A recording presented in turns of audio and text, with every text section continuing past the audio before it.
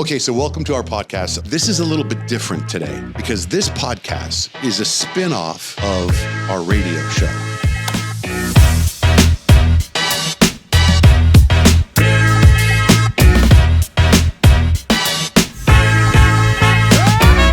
All right, welcome to my podcast. I got a cool guest today. I'm pretty excited about it because I've been trying to lock this guy down for a while. Ryan Gazinski, the owner of Guest List, the shoe store. Yes. Right? Yes. And it's not just any shoe store. How do you explain what your shoe store is? I mean, Guest List is like an exclusive vibe. We have, a ton of different shoes and apparel. We kind of cater to like athletes, artists, and we bring a bunch of different apparel that's not in this state to this state. Mm-hmm. So I know a little bit about your story, and I want to get back to your story in the beginning. But let's talk about where you are now, because now you got something in San Francisco. You opened a new location. Like, where are your locations right now? So right now we have a location in Scottsdale Fashion Square. Mm-hmm. We have a location in Arizona Mills Mall, and then we have a new concept in San Francisco, and that's called Levels. And my partner in that is Ronnie 2K, and we built a 3-level experience basically. So we have an event space on the top floor, we have a retail on the street level, and then we have a speakeasy in the bottom level. So hence the levels. My son Dutch is here. He's my co-host today. So when he says Ronnie 2K, you know exactly who that is? Yeah, man, it's the face of 2K. Yeah, NBA 2K sick. face. Yeah. Wait, explain a little bit more. What do you mean? He's like the 2K media guy. Like when you think of 2K, you think of Ronnie 2K. You got Flight yelling at him on stream. I know Flight. Yeah, Flight's the guy that says he's always like, man, F Ronnie. Yeah, Ronnie takes the good and the bad for 2K for sure. Yeah, he's sick. But we partnered up. Guy Fieri actually introduced us, and we were flying back from an All-Star on Guy's private jet. We had hit it off on a conversation. We were doing All-Star, and we were like, yo, we got to do one. San Francisco's coming. It's your hometown. You have a space there. Like, let's bring this to life. And we decided to try to bring the game, like the 2K experience, because he brings all the apparel into the game. So let's make a physical location to where, like, game meets real world, and we tie all the apparel in so you could come buy it at the space. Where in San Francisco is it? It's located, like, 5 minutes from the Chase Center. So if you walk out our door, hit a left, walk down 100 steps, you're at the Chase front door. Explain the Guy Fieri. I always say his name wrong, but connection. Like, how did you get to be with him? So Guy's a really good friend of mine. One of a football player, family of mine. That was really bad, so they're gonna have to edit that. But no editing, bro. It's all good. My guy Marcel Reese introduced me and Guy.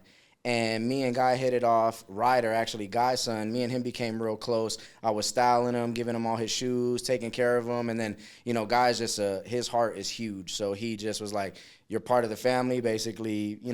Every All-Star we'd be together. We'd run in all these rooms, have the dopest parties, and he put me on to many great experiences. And then it's history, so we just became family. That's cool. So you're on the plane. You introduced you to Johnny 2K. Yep. Next thing you know, you're opening Ronnie up this 2K. Ronnie 2K. Yeah, now you get the Sorry, man. That's why I have him here. Exactly. All right. So now, and how's it going? How's the new location going? New location's amazing. It's a new concept, so it's interesting. We're still trying to figure it all out, but we just had a watch party for the Warriors, and we did it with Prize Picks, and that went amazing. We had about 150 people down there enjoying, betting on the game live right there. We gave away a Jeff Hamilton jacket. It was a vibe. Really, really cool. The Jeff Hamilton dude, I've seen him on Instagram at the Suns games, right? Yeah. What's his story?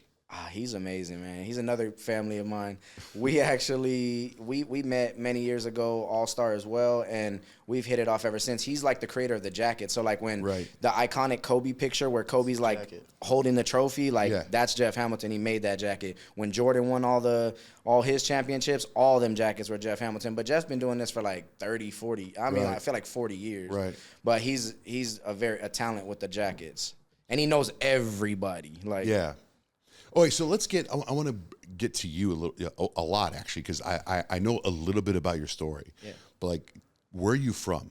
I'm actually from Connecticut, but I grew up here in Arizona. I went to high school out here. So where did you go to high school? I went to high school at Dobson for a little while, and then I graduated from a charter school, ACP, out in Mesa. So, yeah. So then what? Like, how do you get from a charter school, how do you get from Dobson to this? Basically, I always had a passion for just buying and selling products. I had many jobs, just always had a passion for that. But I got a job at Footlocker at 16. So that's where like shoes, fashion, culture, that whole thing was like birthed right there. I mean, Which Foot Locker? I started at Fiesta Mall. Man, that's not even there anymore. Not even there. All right, so you get which is crazy because I'll give you the other one. So I started at Fiesta Mall, and then my first store where Guest List really started, it was called Swag, and it started at Fiesta Mall. Oh, really? 15 years ago. I used to bust tables from my dad's restaurant in 8th grade at Fiesta Mall. What was the restaurant? It's called King's Table. It was an all-you-can-eat smorgasbord. Wow, that's It was, crazy. let me tell you, it was so gross because back then you could smoke in the restaurants, and I was bussing, so I was 13, 14, and I had to like take mashed potatoes that had cigarette butts in it and put them all. It was just, it was terrible. But I just had a core memory of Fiesta Mall when I was a kid. That's the core memory? That's the core memory. that and my dad, I remember when they were building the restaurant, my dad took me in the kitchen. I had to pee so bad. I got to stand in the kitchen. He picked me up, put me in the kitchen sink, and I peed into the sink, and I thought that was really cool. But okay, you're 16. Looking for what? Yeah, dude. He said, you ain't let me pee in no studio yet? So you're 16. You're at Footlocker. Yeah. What's your job at Footlocker? I actually started as a part-time employee. It literally took me like 4 or 5 interviews. I wanted the job so bad, I went back for like 2 months straight before they even gave me an interview. I would just go, dress up, put my button up on, go in there like, please give me a job. Please give me a job. Finally, they took a chance on me. I worked myself up from a part-time employee all the way to becoming a store manager. And I mean, over the years, I won like highest sales book for like the region, for the state. They gave me plaques. Like they took the gamble, and that was well worth it. But I was willing to work really hard. That was the one key. I was willing to scrub the tiles from the front to the back, do whatever job came my way. I wasn't big for nothing. I was just wanting to make a name for myself, and I was just doing it at Foot Locker. And at that time, like without going to school or nothing like that, it was pretty much college for me. But I didn't really know that till I got 6 years in, and I realized, I just went to college for business, like, because it taught me everything. And then I really just I finally got my store to become a store manager, and I was like, oh yeah, we just need to open my own store. So 1 year, of 1 year of getting to become a store manager after working 5 years to get there, I literally called my DM and was like, I'm opening my own store. And she was like, you're crazy. You're not ready. It's not going to work. Well, I wish you luck. So how old are you at this time? 21. 21, you're ready to open your own store. Yeah. But that means you must have made relationships with shoe people. I mean, what makes you, what gives you the inspiration to open your own store? Like I said, the passion for buy and sell a product was always there, Right. Then I did meet many great relationships, athletes. Like I worked at Chandler Mall for a while, so all the Cardinals dudes were coming in. Like all the rookie Cardinals dudes would always come through to buy shoes. So when they came to buy shoes, like we would always exchange numbers. I'd, try to hold them some shoes, get them some stuff that was like limited or exclusive that they couldn't find. And then basically just my name just stuck in some phones and like be like, hey Ryan, I'm looking for Jordan, 17. And I'd be like, oh, I got you. You know what I'm saying? And then I'd go source it, find it, and then bring it back. So what'd to you them. do? Call your Nike guys? I need to do me a favor? Like, No, just there was these like sneaker shows back in the day that were like all over the it was like there was like Sneaker Con and Yeah. I would pop around to all these events and like I just was networking and building, not knowing what networking was. I was just doing it. It's just instinct for you. You didn't read any motivational books. You did. What did your parents do for a living when you were growing up? My dad built airplane engines at Honeywell, and my mom was a hairdresser. Wow, man. Yeah. So what about brothers and sisters? Nah, only child. So you didn't read anything. This is just instinct. Just And that's had it in grit. me. Yeah. I'm gonna work so your parents were like, you need to go to college. Nah, they didn't even really force me. I got in some trouble as a youngster, so that steered me like a route, and then I realized in that route like this ain't really what I want to do. I really want to do something. I really want to make a name. I really want to like become something. So I literally just clicked. I don't even know what it was. I just knew I was let's go do it. I just went right to it, and I never looked back, and I just stayed running this route, and it's been a marathon. But when you got in trouble, were you already at Foot Locker? Yeah. Like you were at risk at losing your job at Foot Locker, and that scared you? They took care of me, man. They came in and fought for me, and yeah. Foot Locker did? Yeah. My manager, she came to court for me. They got me on a work release program. So you got serious trouble. Yeah.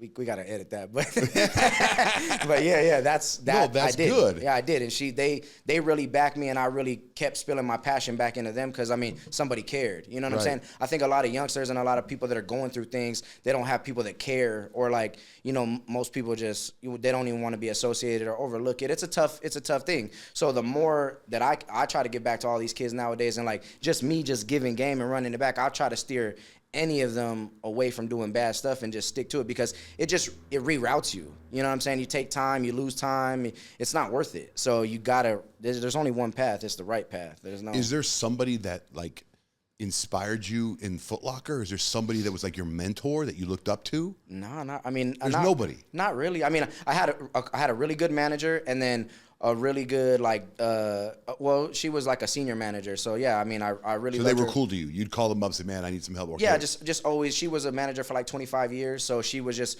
I could talk to her about everything. She understood, she related, and she loved that I worked hard. So she was willing to back me. So when you decide to open up your own store, you said 21 years old. How do you get the finances, and where do you go? I had like 20 grand saved up. And so here's the crazy thing. So back in the day, the leasing lady at Fiesta, where there were some people up in the office that I used to sell like bootleg wallets and bags and purses and watches, because I was already, like I told you, I was buying and selling products. I used to set up at 40th Street at the swap meet and sell those products. I would literally buy a booth, and it was $25 to buy a space, set up, sell those products, and make a great money every weekend. And then I took that, I was selling them at the mall. The leasing lady was like, well, she knew me from Footlocker. And then so I was selling her some. And then she's like, well, how you going to open a store? You can't really sell this stuff here. I was like, no, I'm going to sell apparel and shoes. And like, I pitched her this dream, and she was like, yeah, I don't know. So I partnered with basically like my older brother, like a mentor that I did have in my life. And I was like, look, I want to open this store. I love this.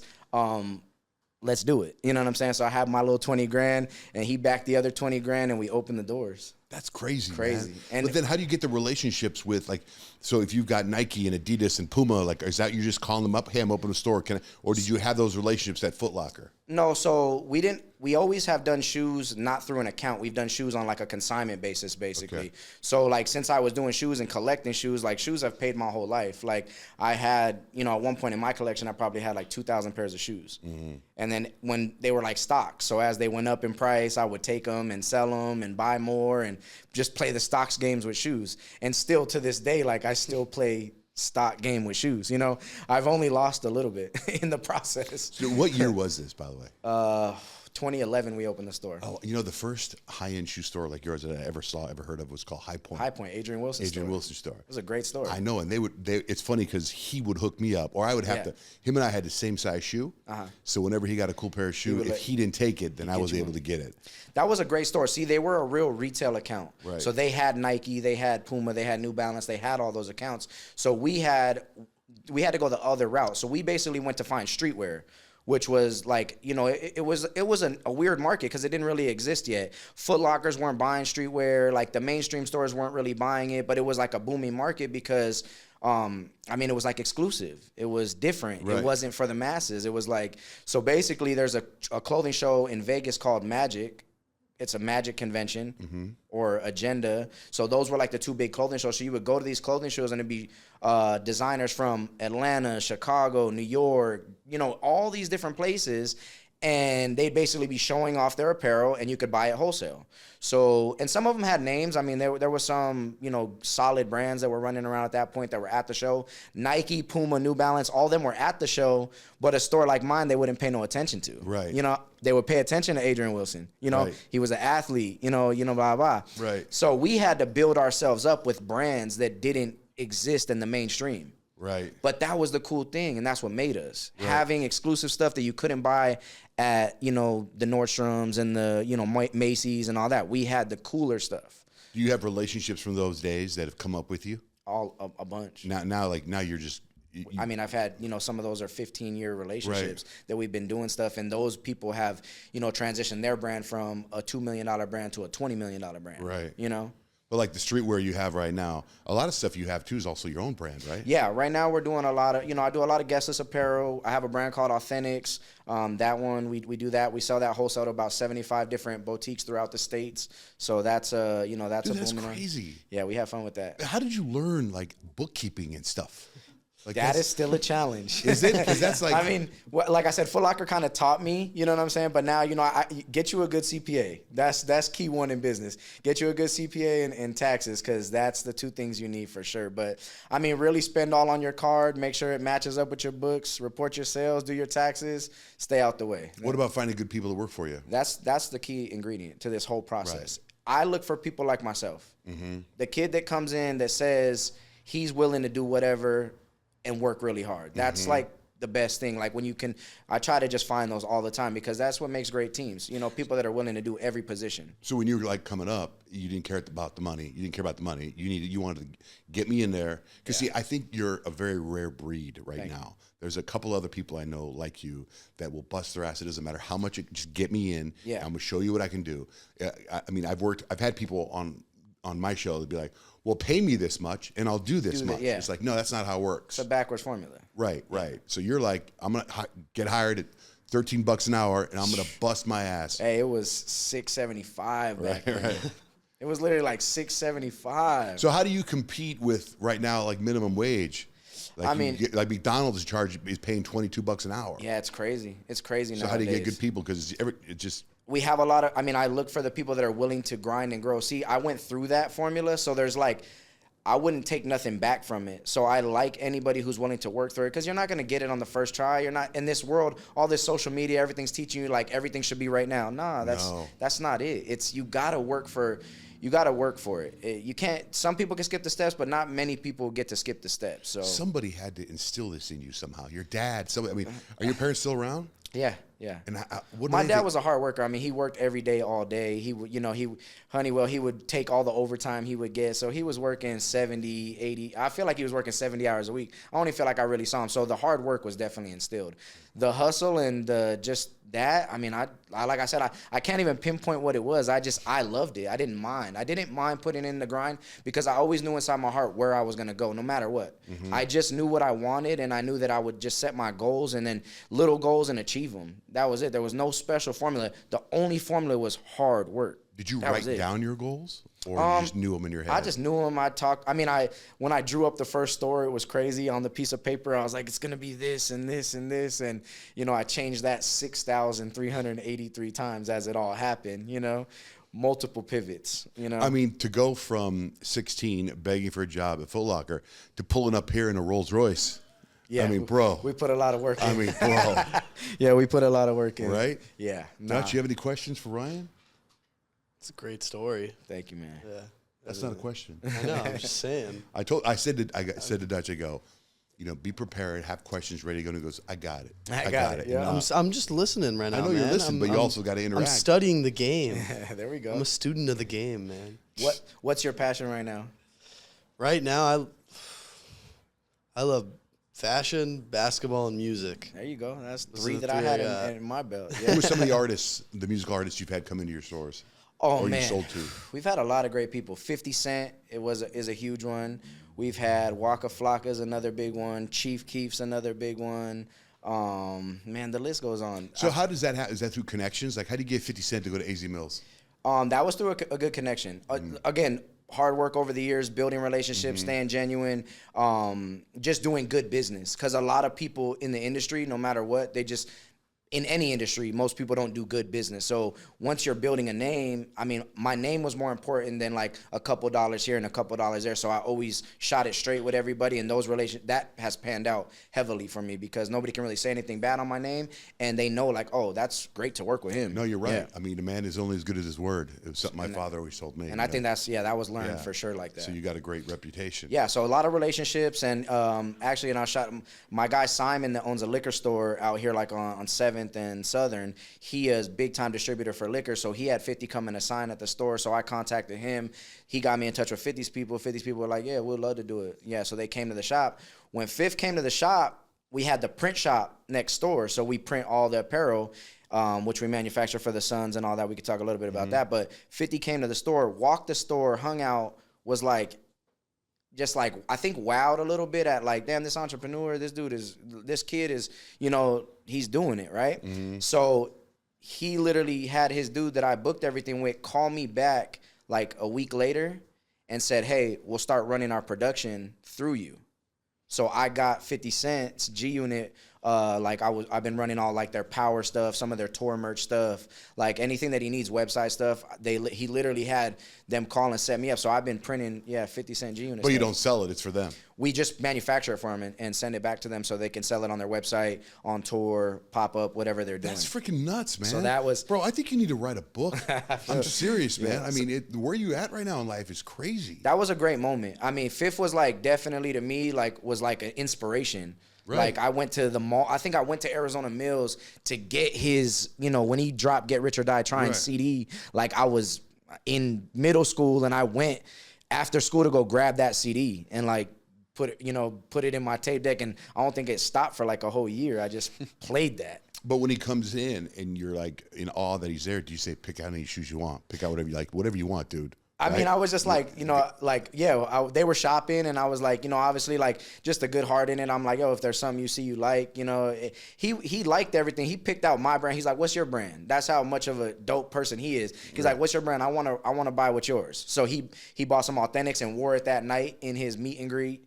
You know what I'm saying? Like, God, what a great guy. Yeah, great human. And it was so dope because I respect like everything he's done. Right. So like just standing there and being able to soak up game. He kept asking me questions and I couldn't even really get no questions off. And I'm like, damn, I want to ask you something, bro. Like, and he was asking me like, so how does this? Oh, you print that? Oh, that? Like, it was just a dope moment. Like, I couldn't even recite it back. It was so crazy. It was just like a real feeling. What's your deal with the Suns? What do you mean? Suns, we have a great relationship with. We do a lot of a lot of the team shop stuff. We'll do some production for that, you know, when they need that. Any specialty needs, like we done like the Devin Booker charity hoodies. We did Sophia Cunningham stuff. We've done a bunch of projects with them. And the recent thing is we just dropped the Suns collab with them where we did 3 different pieces of apparel, like a Sherpa jacket, and it was all guestless. So it was guestless X Suns.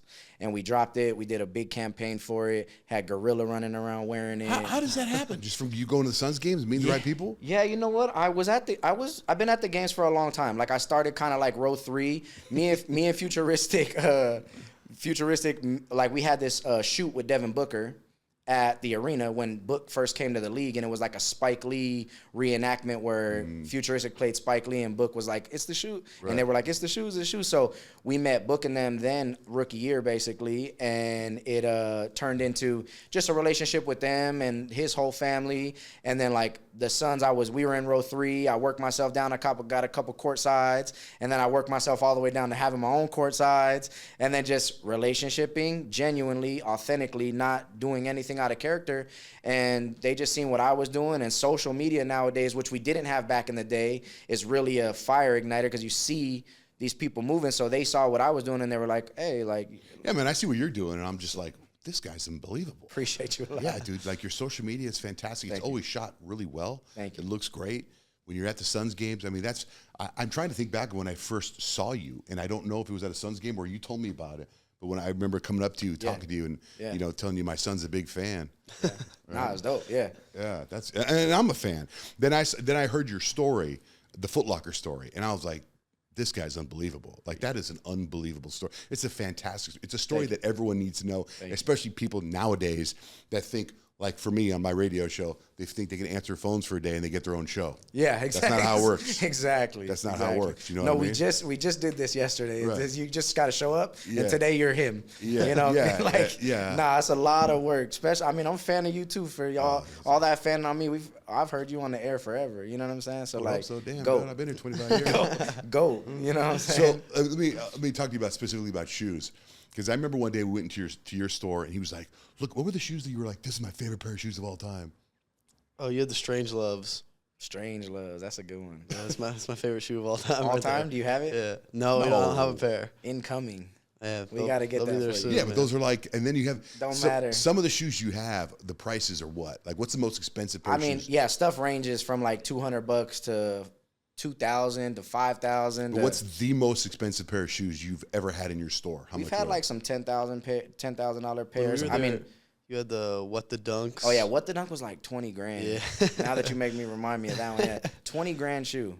Right? Yeah, it's a beautiful crazy. shoe. Yeah. But it's just like collector's items. They're like those, you know, like it's the Barrett Jackson. Yeah. And that's kind of what the idea of our shoe wall is to have like a Barrett Jackson that you could come look at. Like Right. you could come to the mall, take a look. I mean, and there's some beautiful Ferraris, there's some Hondas, there's some Beamers, there's some Benzes. So you just come and you enjoy, you know, seeing them, and they're all, you know, they're all there for you to see, which is a cool part of the process. Cause like I get people that walk in, they're like, I used to hoop in those in high school, or that was my favorite shoe. And it's dope to, you know, have a conversation like you to say the Strange Love, and then we can go talk about it. You know, it's like a culture. What shoe gets you excited? If you saw, what shoe would get you excited? Oh man, I'm jaded at this. You are point. jaded? I've seen them. I've seen them all. But there's not one that you'd want or that you'd want to put in your store. Every once in a while, the hype gets me back, and I want it. You know what I'm saying? Like that Nigel 4 that just came out. Like Yeah. I wanted it because the hype got. They did such a great marketing plan, and the way it rolled out, it just made you want it, and it felt like old Jordans again. You know? You know what? Wait, now I remember we were at a Suns game, and the furry Grinches came out. Oh, And you were like, and you were wearing You them. had the CPFM ones on. That's what it was. Yeah. Yeah. Yeah. That might have been the first time we went up to talk to you because he was like, I was like, I got to talk to this guy. How do you get that? I have had some outlandish outfits. Down Right? at Yeah, the you do. arena. I mean, the one you're wearing right now is pretty. Appreciate it. Any of that your stuff? No, that's Authentics. This is ours. Yep. This is Authentics right here. Yep. So you said your mom does hair. Does she do your hair? No. She quit on me 20 years ago. Did she really? She said I'm too particular because I like to get my fade every week, and she's like, I can't do it. Every week you get a haircut? Yeah, every week. So is there a shoe from a celebrity that you sold? Like, is there a celebrity that's outside of 50 Cent that's come in your store? Because I see sometimes you got athletes in the store. Like, is there anybody? Like, I remember going to High Point and bumping into Steve Nash. I remember bumping into, God, who was there was a handful of celebrities that would go to High Point quite a bit. Oh, for sure. Yeah, but I mean, dang, I feel like I've got shoes for a bunch of different people. You know what I'm saying? you're just used to it now. They just know. Yeah. They'll text you direct. Somebody from the Cardinals or somebody from out of town. For sure. I'm coming to town. What do you got? Need something, or even like specifically, like I said, when they're looking for something. Like I need a Louis Vuitton Air Force One, and then I'll go source it. You know what I'm saying? And a lot of that stuff we don't even put that out. You know, truthfully. Right. That's usually behind the scenes, like, you know, just get it done business wise. When you said you started out, you were selling like bootleg stuff at the swap meet, right? Yeah. Well, where did you get the bootleg stuff? Just from New York.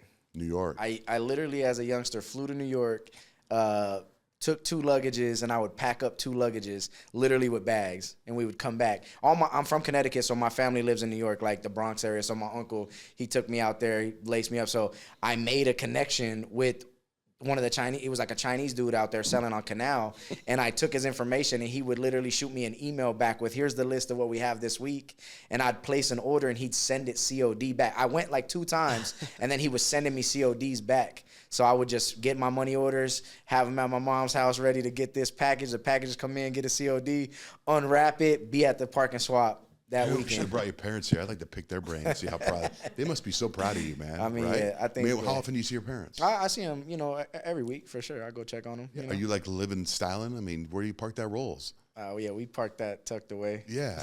What part of town do you live in? I live in Gilbert. Oh, right. So when you're doing stuff, can you spot bootlegs? Because some of them are really good. Right? Nowadays, stuff's getting really, really good.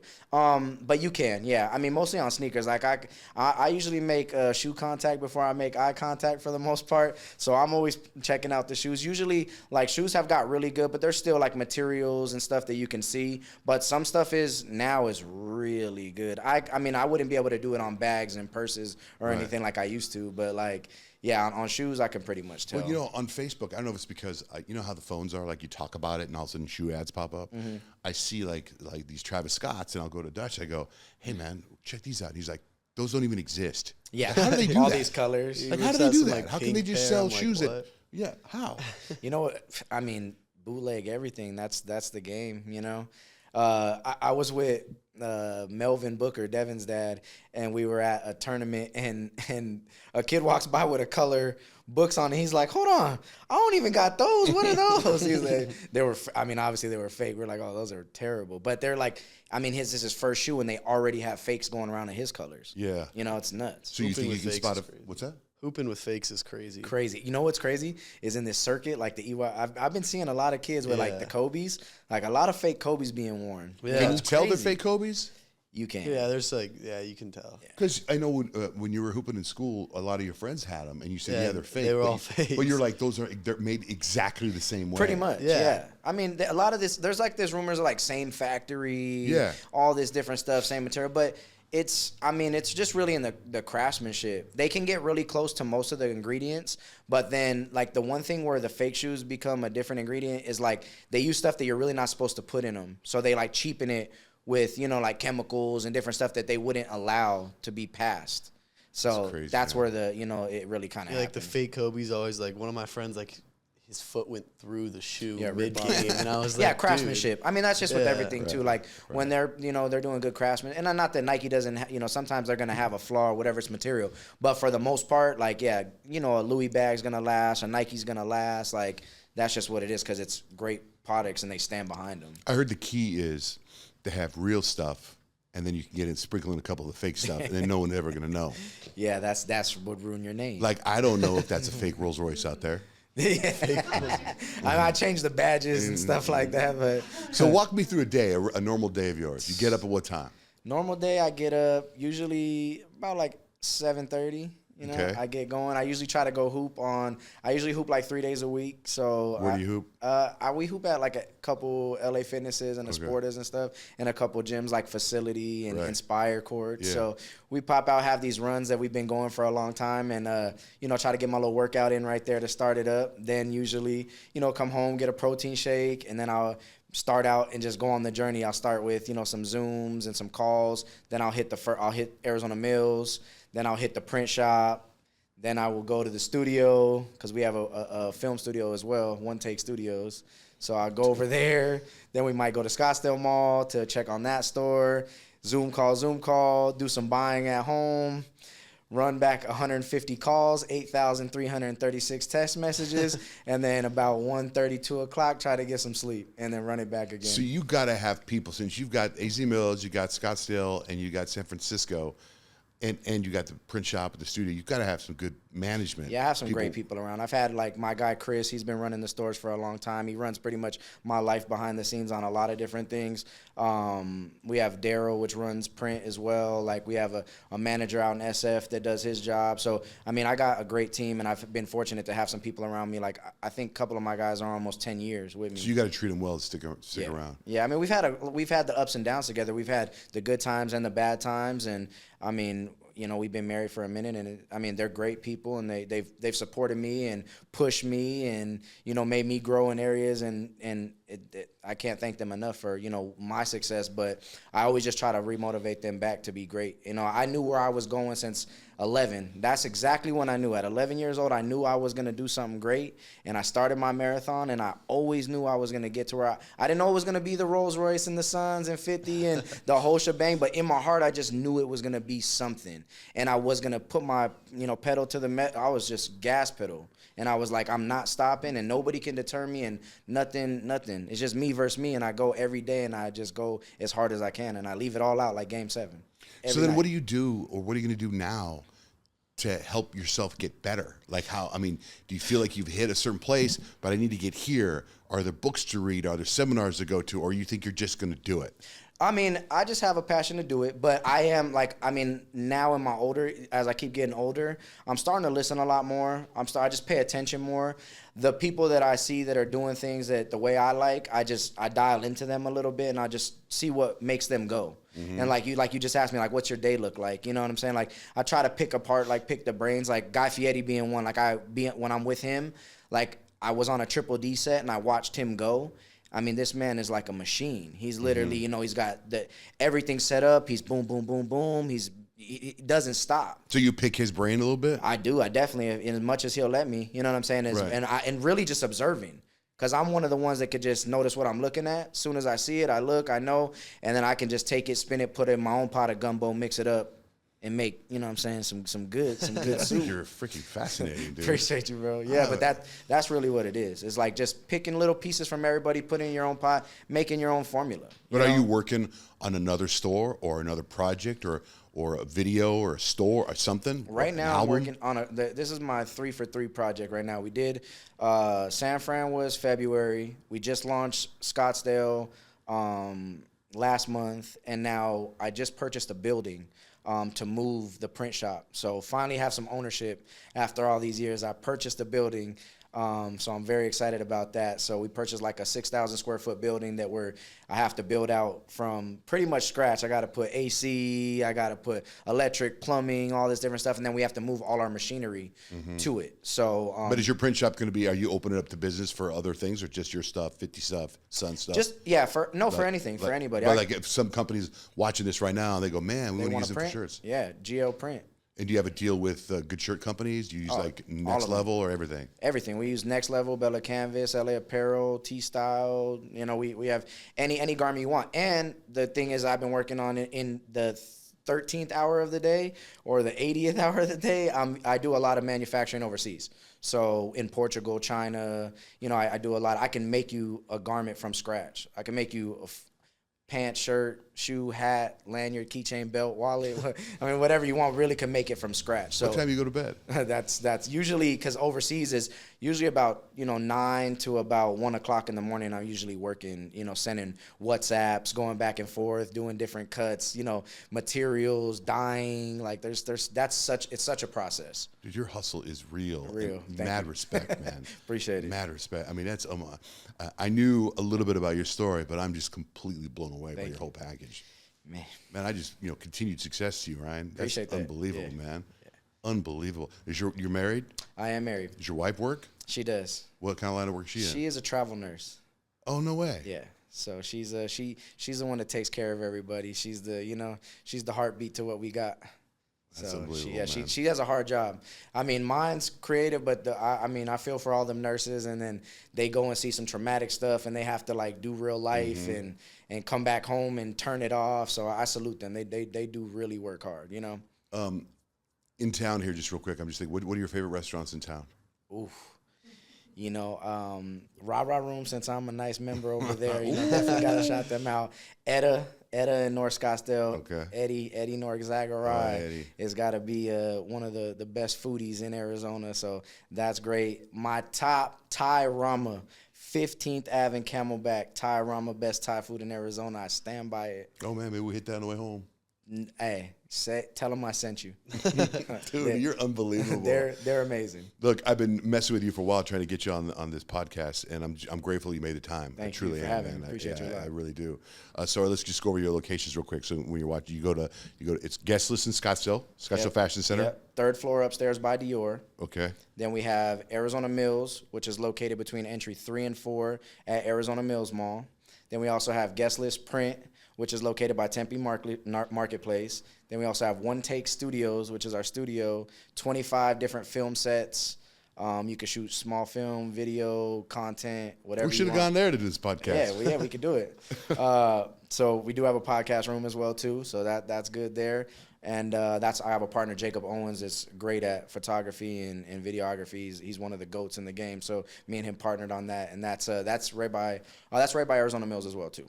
I could see like in the future, like you going on tour doing motivational speaking. I'm ready. I mean, because it's an amazing story, and the success you had is fantastic. I think that's one of the things too. I do love giving back the game and like teaching and like again, I'm relatable. Even like me and you, like you could look at me. I'm relatable. You can say like, damn, he did it, so I can do it. So I do love passing the game. The only thing I just got to tell you is just hard work. You got to be ready to sleepless nights. That's it. You got to be willing to put the work in. Right. A lot of people don't want to work. Yeah. And again, like you just pick up a mic and you're him. You just pick up a T-shirt and you're me. You know what I'm saying? Like that's not it. That's not it. It's not gonna work. That's it. I can't even pick up a mic and be me. What? Huh? All right. Come on. Anything you want? Come on. Nothing. I just want to say good job, Dutch. I know it was the first time you've been on camera with me. Anything you want to ask? Because we're gonna wrap it up. Man, I don't even know. Right now, what is the most expensive shoe available right now? We have like a Louis Vuitton Air Force One that's like about $5,000. We have like an Off-White Jordan 1 that's like $7,000. We have a couple player exclusive like from schools. Like we have these UCLA PE Jordan 4s. They're like $5,500. We have a Michigan Jordan 6. That one's worth like about $3,000. So they vary. There's some. What's your favorite? My favorite shoe? Yeah. Ever is LeBron 1 Zoom generation is like one of my favorite But you'll shoes. wear those daily? Yeah, like you'll wear it? Yeah, Okay. yeah. I probably have like 12 pairs of that. Don't tell nobody. Are they comfortable? I can't wear any shoe like I do an Air Force One. I just started with these. But. I kind of bounce around just because, I mean, I love Travis's. Travis's are, definitely one of the things that rolled me into the hype because, like, Jordan 1 lows were never popular back in the day. They would clearance down. I mean, you could get a Jordan 1 low back in my day when I was working at Footlocker. They'd be like $39.99 on the wall. And then now these are $29.99, like $2,999 to buy a low-top Jordan 1, which is just mind-blowing. You ever met Jordan?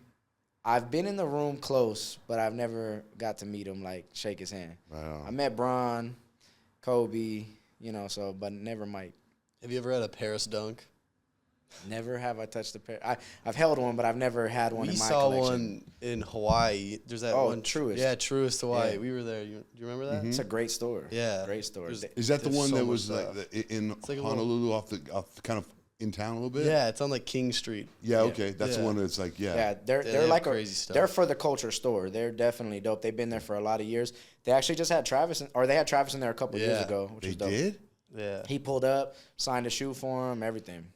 It's so smart. Good when they do that. relationships. It's so smart when celebrities do that. Yeah. You know? It's dope to see celebrities outside their element. You know what I'm saying? To like get them as real humans, because like you only know them from doing the court or doing the field. So like when you get them out there, they're normal people. You know what I'm Right, saying? but when they go above and beyond and do something, this is a different example, but like I remember one time Miley Cyrus was in town, and my partner Rich and I were broadcasting outside of the arena. She had sold out over at State Farm Stadium, or at Glendale, and she came out and hung out while we're outside. And within 3 minutes, there were 10,000 people around us, and it was absolute chaos. But people don't do that anymore. Right. You know what I mean? People don't do like a Travis Scott doing that, like 50 Cent. Yeah. People, they're like outliers. They're like different. You know, Yeah. that's very cool, man. That's very cool. Another dope one that I had Chris Paul in the store with his son, and we're real cool.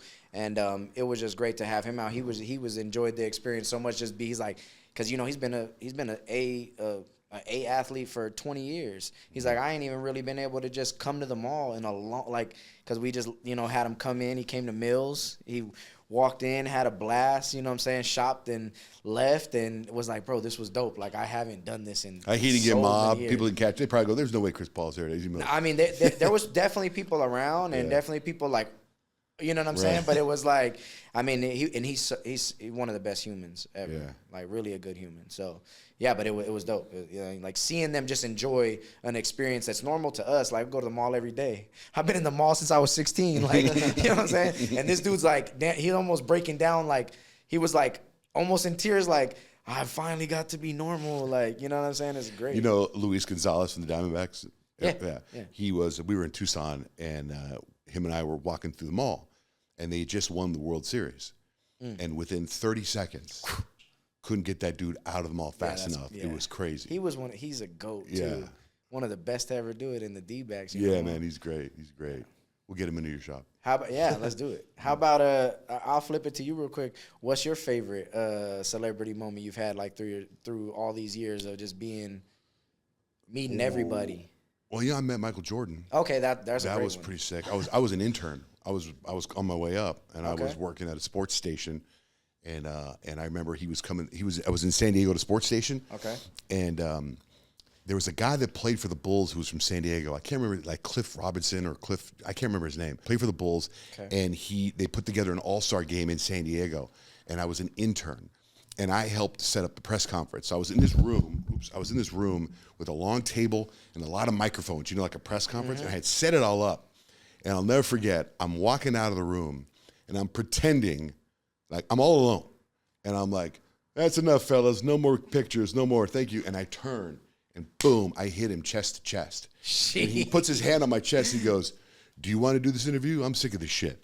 And I was like, what the hell? And I go, yeah. I go, can I get a picture? And he goes, no problem. And it was like, and the guy that was with him took the picture.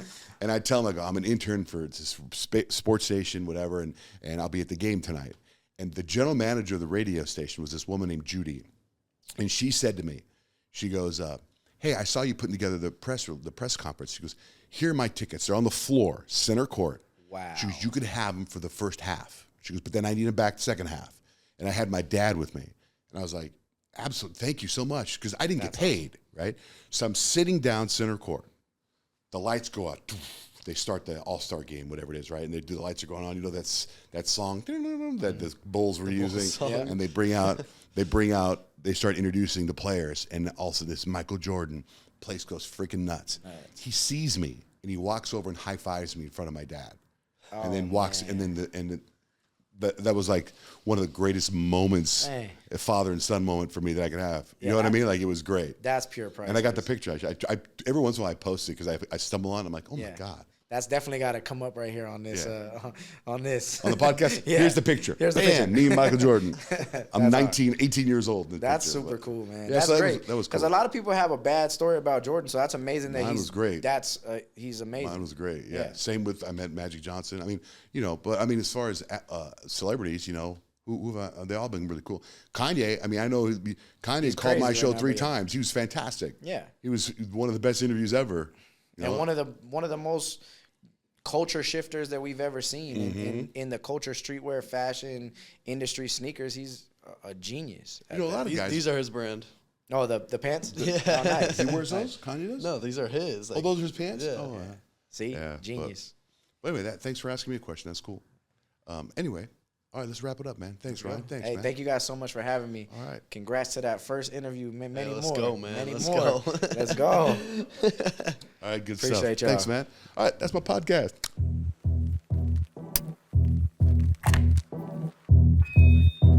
Okay, so welcome to our podcast. This is a little bit different today because this podcast is a spin-off of our radio show.